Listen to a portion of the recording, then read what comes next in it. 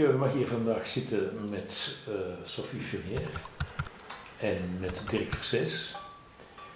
Beiden practitioners uit ons Lumina Practitioner netwerk. Laten we beginnen bij het begin. Hè. Wat heeft ooit gemaakt dat jullie dit soort tool zijn willen gaan gebruiken? Dat is mijn all-time favorite. Ik werk maar met één tool, niet meer de dag van vandaag, tenzij op vraag met iets anders. Maar dit is mijn persoonlijke favoriet. Waarom? Omdat het mij ook heel veel mogelijkheden geeft. Ik kan uitwijken van links naar rechts, ik kan er alle kanten mee op. Het is zo'n eenvoudige taal om met Jan met de pet tot daar te gaan wandelen en we verstaan elkaar. En dat vind ik ontzettend fijn dat we gewoon kunnen doen. Toen ik jaren geleden gestart ben met coaching, heb ik ook onderzoek gedaan van met welke tool werkte. En het verhaal is dan ook met dit. Ofwel, meestal zeggen ze ik heb een voorkeurstoel. En dan ga ik het heel stout formuleren. Ik ben weer externe mar in het kasteel. Hè. Er zijn twee redenen voor. Ofwel kent je maar een tool, ofwel heb je dat andere gezien en zeg je die past bij mij en dus ook bij mijn cliënt. Ja, de verfspat is voor mij zeer alleszeggend. En omdat hier gaat het vaak over en inmetingen in plaats van of. Ja. Daar kan ik heel erg mee weg. Dat maakt het ook flexibeler, dat maakt het ook hanteerbaarder. Wat ik hier ook waardeer is de woordenschat. Dat maakt het zeer laagdrempelig. Mijn ervaring in een paar jaar dat ik ermee werk, of het nu gaat over technische profielen of meer mensgerichte profielen of sectorzorg of sector IT, het is altijd, dat in het nadruk ligt, altijd toepasbaar en laagdrempelig. Ja. Dus je moet dat één keer uitleggen en mensen doen mee. Het verhaal, dus er zit iets meer onderbouw in. Ik noem maar iets extrovert en introvert. Afhankelijk van de situatie kunnen ze allebei. Ja? Terwijl ik onlangs nog iemand had die zei van ja, maar ik word genoemd als extravert en dan zeggen ze aan mij, je moet leren luisteren, alsof ik nooit luister. Ja, maar die dame luisterde wel. Maar ik had een stempel van je bent extravert. Dus je luistert niet, je doet altijd je goesting. Ja, terwijl dat eigenlijk niet waar was. Door die op die mat te zetten, zei hij, ja, natuurlijk zie je het wel. Je moet alleen leren oversteken, van de ene kant naar de andere kant, om dat duidelijk te maken. Dus de nuances, hè. De schakeringen ertussen. Wat samenhangt ook met onderbouw, gebaseerd op de Big Five, maakt een verschil, voel ik. Met mensen die iets of wat psychologisch geschoolde achtergrond hebben, zeggen nu ben ik mee. Hier wil ik in meestappen. Bij mij is het meer, mensen worden in hun totaliteit erkend. Eenzelfde model kan gebruikt worden in één organisatie, van boven tot beneden, van links tot rechts, transversaal, alle mogelijke richtingen. Het creëert op die manier net een eenheid qua taal en het benoemt de diversiteit. En gelukkig is die er veelvuldig, van hoe meer of hoe groter de diversiteit, zeg maar, hoe beter je ze kan omarmen, des te sterker ook je organisatie ook is en wordt. De lat, of met wie dat je moet gaan spiegelen, of je spiegel waar je naar op zoek bent, de erkenning, de herkenning waar je naar op zoek bent, hoe groter de diversiteit, hoe sneller dat je iemand gaat herkennen. Wat wel zien gebeuren, zeker bij teams, is eens men dit gedaan heeft, de volgende teamsessie vraagt men zelfs opnieuw naar, laat ons terug op de mat staan. Alleen nog maar om te zien van, we hebben allerlei toestanden meegemaakt de voorbije weken, maanden, waar we individueel of collectief in stress gekomen zijn. Ja? Wat heeft dat met ons gedaan? Hoe zijn we dan hoe hebben we dat gehanteerd? Dus het reflectievermogen neemt dan meteen toe. En dat is een constante. Terwijl ik het zeg, besef ik het gaat over reflectie van hoe zijn wij in interactie met elkaar. Ja? En groeien we daarin. En dat is de eerste tool die ik daarvoor zeer gericht kan gebruiken. Ik realiseer me terwijl ik het aan het vertellen. Dus dat was vroeger niet, klopt. Dat was van, oké, hier is uw profiel, bonne chance. En je hebt dat van mij ook. Ja. Goed. Ja, voilà. Goed. Dat was het dan. Dat was het dan. Ja. En wat eten we vanavond? Hè? Dat is de volgende vraag.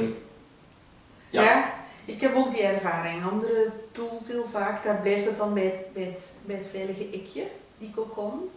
En zo van, we gaan het keer uitwisselen. Maar hoe dat we dan een brug kunnen maken tussen twee mensen, laat staan bruggen in een team en echt gaan bouwen aan een team. En met dat bouwen of met dat team verder gaan groeien en bouwen.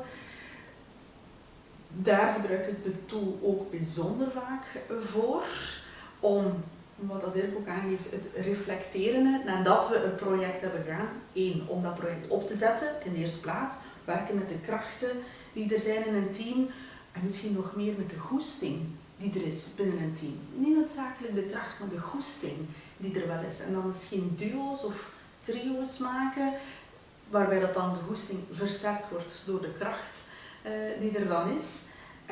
Werk je in een project, eventueel met een tussentijdse fase, reflecteren, bijsturen en dergelijke meer. En zo groeien, geef je de mogelijkheid tot individuele groei, teamgroei. Mensen blijven. Niets zo kostelijk vandaag de dag voor een organisatie. Mensen die vertrekken, iemand nieuw zoeken, vervangingen.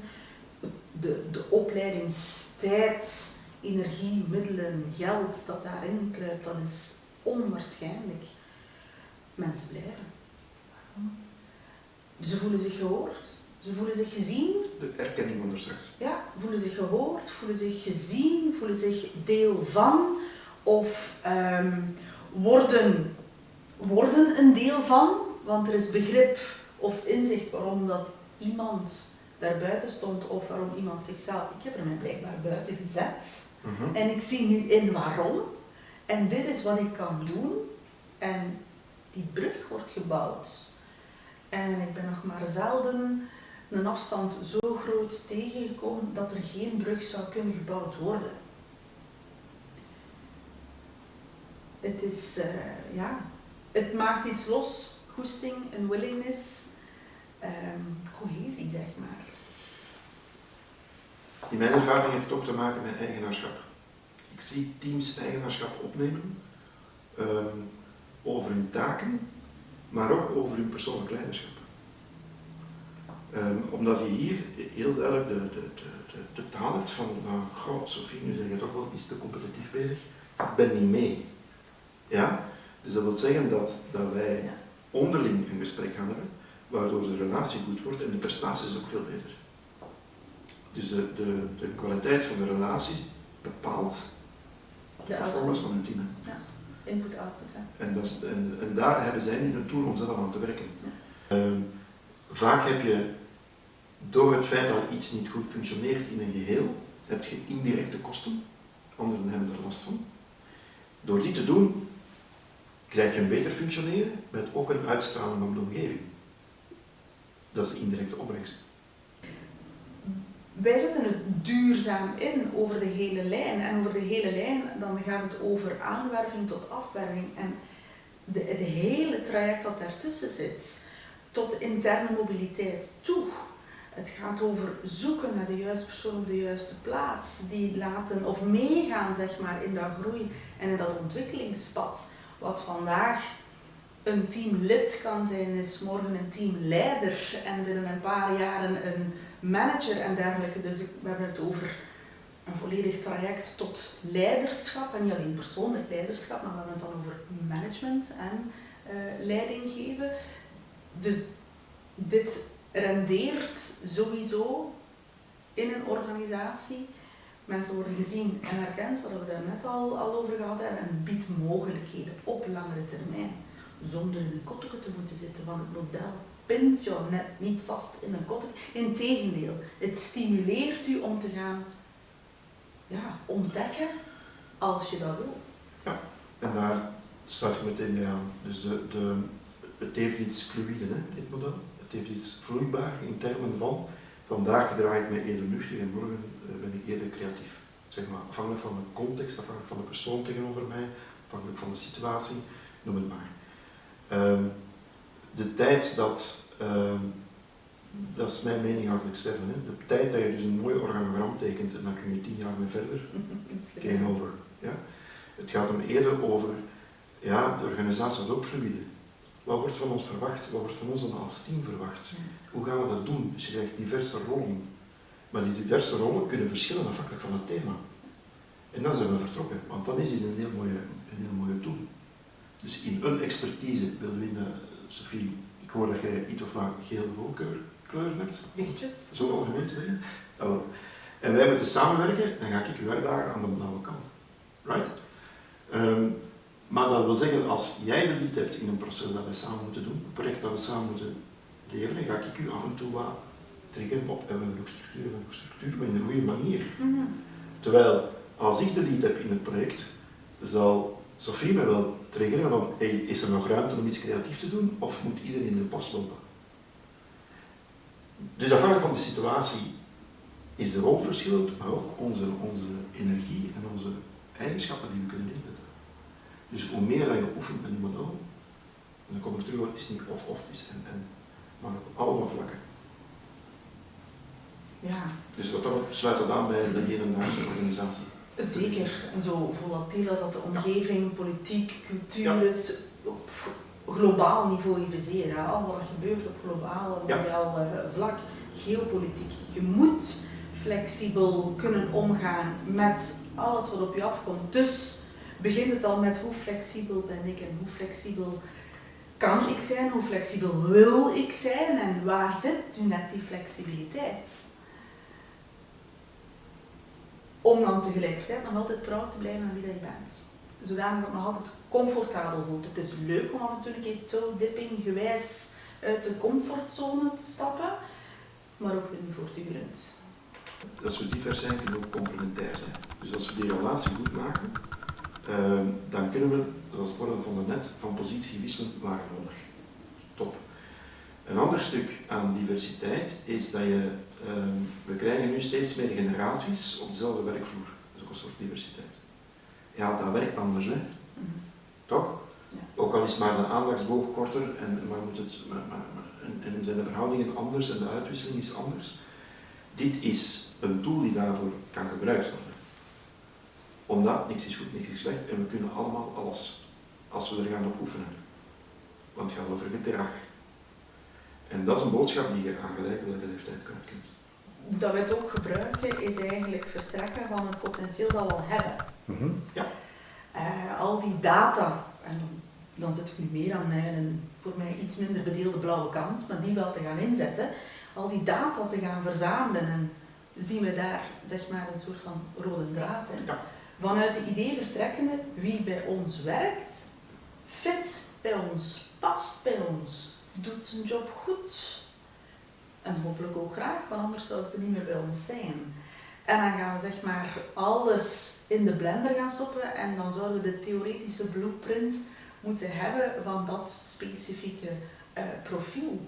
Dat zou dan de ideale match moeten gaan zijn. Om dan te gaan werken met de diversiteit die we al hebben, dat is eigenlijk van binnenuit gaan werken. Op zoek gaan naar iemand die daar zo goed mogelijk in theorie zou bij moeten bijpassen. Een 100% match, dat is op zoek gaan naar een schaap met 7 poten. Dat bestaat niet, hè. Maar we kunnen dan wel veel beter gaan inschalen. In hoeverre zitten we met een match? Wat moeten we doen om te gaan bijspijkeren? En wie is dan eigenlijk de best mogelijke fit die we al hebben in ons team om die persoon mee op sleeptouw te nemen? Voor die zaken, die persoon, voor die zaken, die persoon. Dus dat is de diversiteit gaan gebruiken in functie van talent aantrekken en tegelijkertijd dat talent meepakken bij het talent dat je al hebt. Voor mij persoonlijk, bij alle lagen dat we bij ons hebben, van arbeiders tot bedienden, tot van CEO, tot in mijn werkomgeving dan de transport, maritieme sector, tot dokwerker toe, dat we samen op de mat kunnen staan. En dat die veiligheid, psychologische veiligheid, dat die zodanig een cocon mag vormen dat we gewoon kunnen doen bij elkaar. En dat is een van de mooiste zaken die ik al op de mat zelf heb mogen zien en ervaren. Kwetsbare zaken die daar worden gedeeld. En al een keer een sorry, die is gevallen. Ik wist dat niet. En nu wel. Wel, en wat ligt dan aan de oorsprong? Weet je dat? Wat maakt dan dat men daarop ingaat? Wel, dat inzicht en het vaak letterlijk gaan we, en hoe voelt u? Kies een woord. Yes. Wat sluit het beste aan bij je gevoel op dat moment, bij je leving op dat moment? En, maar ik voelde dat. En dan zien die soms letterlijk tegenover elkaar staan. Dan houden zo de spreekwoordelijke minuut stilte. Dat zakt zo een beetje in. Met alle kennis die er al is van, ah ja, intentie, perceptie, zo het 6-9 verhaal. Er is geen juist of fout, maar er is wel begrip voor het andere zien. En dan kwam er een sorry. Dat vond ik zo krachtig, zo mooi. Dat is een van het mooiste dat ik al heb mogen meemaken, gelukkig in mijn carrière tot nu toe.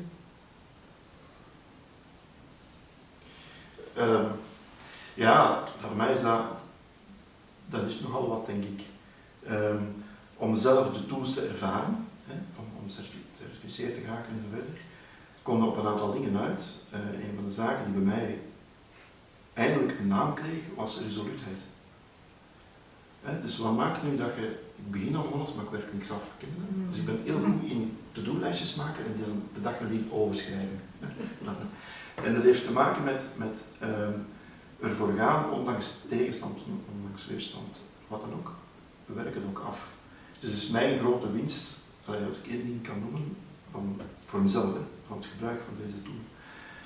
Het andere stuk, en dat is dat als deze tool begint te leven in teams, dan merk ik nu dat de taal waarmee ik de vraag krijg helemaal anders is.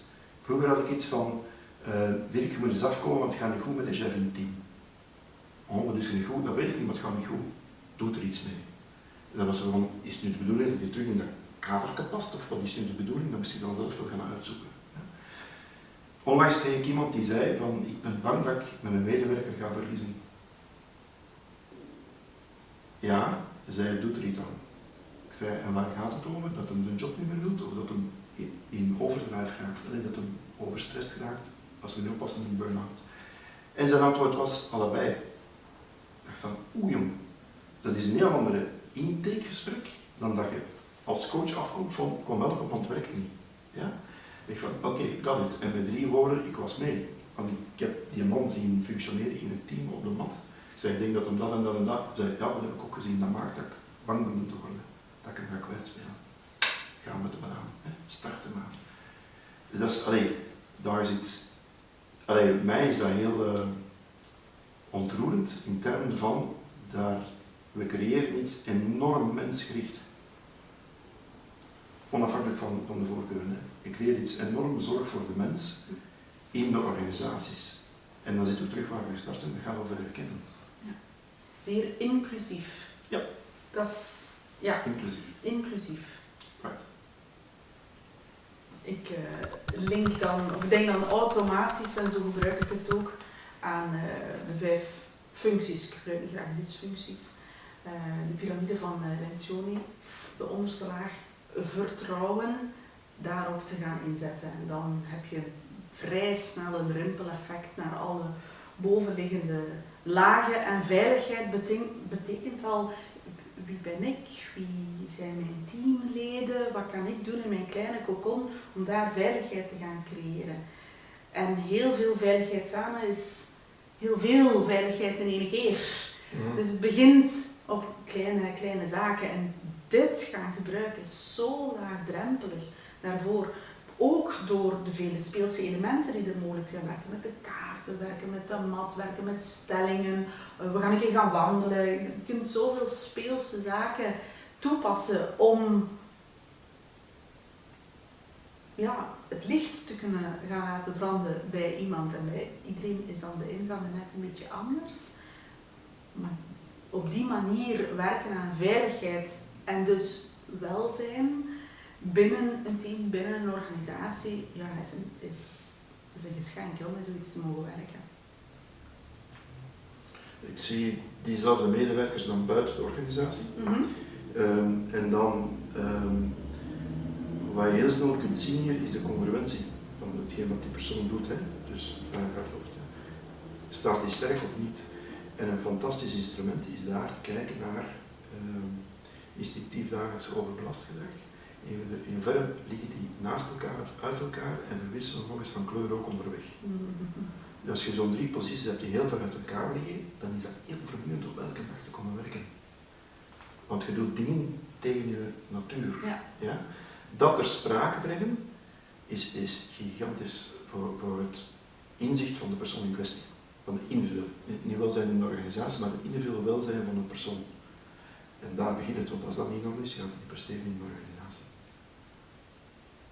Dus voor mij is het intussen een indicator naar checken in welke mate zit je stress of een burn-out. Waar zijn we naartoe aan het gaan?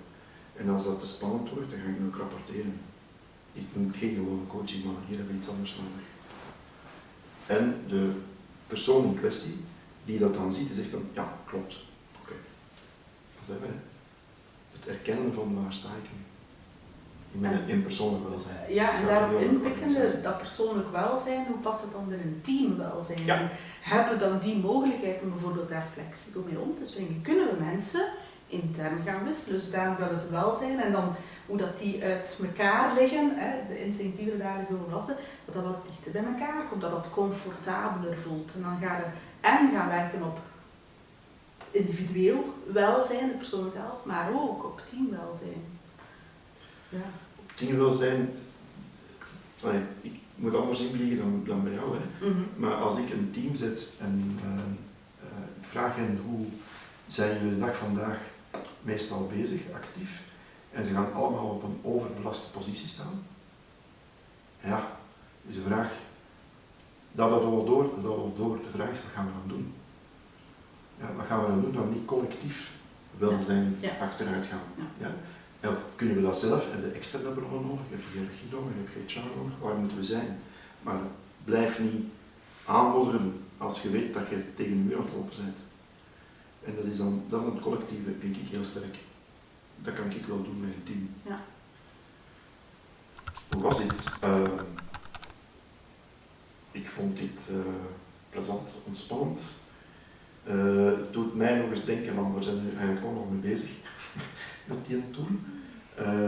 Ik vind het ook bijzonder leerrijk om dat samen met Sophie te doen. Omdat ik voel ook wel, dat is een ander gezichtspunt. Dat is gewoon helemaal anders. Goed.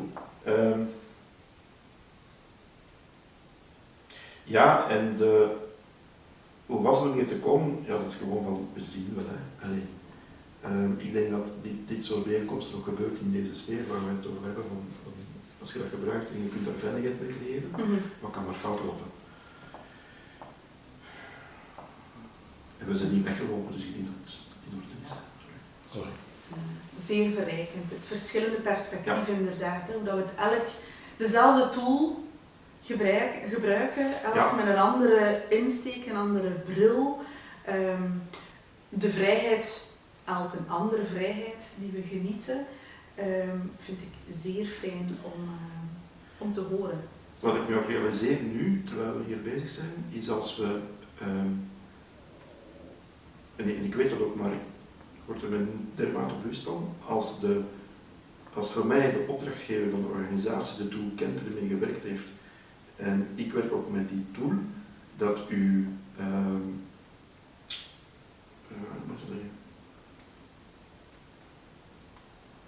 kijk, daar zit winst in, ik kan het nog niet pakken. Daar zit iets in er is veel meer mogelijk. Omdat er al voorkennis is. Is dat wat je wilt zeggen? Ja, maar ook in die interactie. Er is veel meer mogelijk. Dus we kunnen ook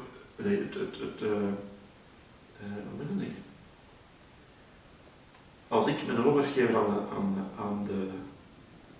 in gesprek ga contracteren, en hij of zij kent dit model, dan is de contractering al een dansen op dit model. Ja. Right? Hoe was het voor u om hier te zijn? Ik zal even terug wat structuur in het gesprek brengen. Plezant, hè? Ja. Goed. Punt. Ja. Ja. Ik ben zeer nieuwsgierig en leergierig van aard om te horen en bijna te gaan beleven hoe iemand anders dit gebruikt. En ik vind het zo interessant met een andere pet, zoals jij die hebt, dat we hetzelfde gebruiken en mogelijk misschien wel dezelfde oefeningen, spelletjes tussen aanhalingstekens kunnen gebruiken, maar toch met een andere insteek. Ik vind het zo verrijkend. Zeer nieuwsgierig hoe anderen daarmee omgaan. Ik heb ook een beetje de neiging om de duur een beetje op dezelfde, want het werkt. Ik heb mijn ingang gevonden en af en toe varieer ik daar dan wel een keer op. Dus ik vind het zeer verrijkend om andere inspiraties en insteken te horen, dankzij de andere pet. Ja. Dus wederzijds.